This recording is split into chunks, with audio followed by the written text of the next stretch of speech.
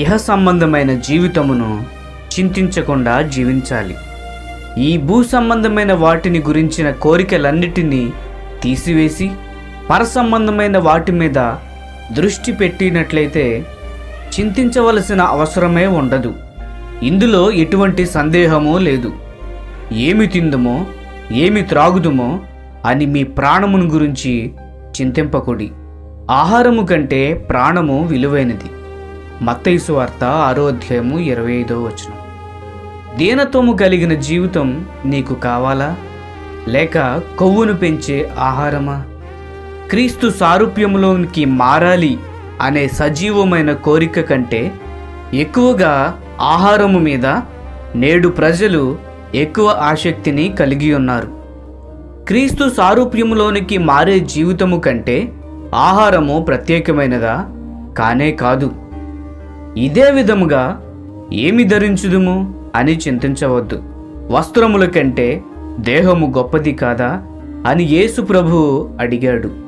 మనం దేవుని చిత్తమును చేయడానికి మన దేహములకు ఆయన మంచి ఆరోగ్యమును అనుగ్రహిస్తాడు.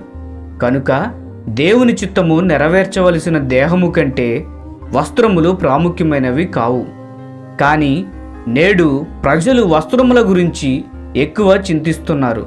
వేసుకోవడానికి తగిన వస్త్రములు లేక కాదు, నేటి ఫ్యాషన్ను అనుసరించాలని చింతిస్తున్నారు. దీనికి కారణమేమిటి? దేవుణ్ణి సంతోషపరచాలని కాదు, మనుషులను సంతోషపెట్టాలని వీరు చూస్తారు. తగినంత ఆహారము, నీరు మరియు వస్త్రములను కలిగి ఉండడం ఎంతో ప్రాముఖ్యం. కానీ మన ప్రవర్తన ఇంకా ఎంతో ప్రాముఖ్యమైనది.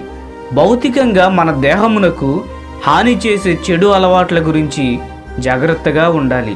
ఎందుకంటే ఈ దేహముతోనే జీవిస్తూ దేవుని యొక్క అత్యధిక మహిమను కోరుకుంటూ మనము దేవుణ్ణి మహిమపరచాలి.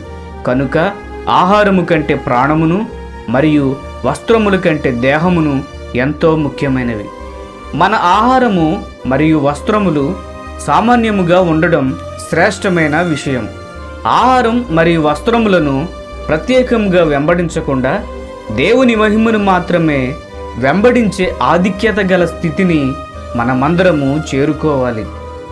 ఆహారము కంటే దేహము కంటే ఈ లోకములోని వాటి కంటే పరలోక విషయముల కొరకు మన హృదయములను నిండబడి ఉండినట్లు మనము దేవుని సహాయము కావాలని ఈ లోక సంబంధమైన చింతలను తీసివేసి మనలను ఆశీర్వదించాలని ప్రభువును ప్రార్థించుదాం.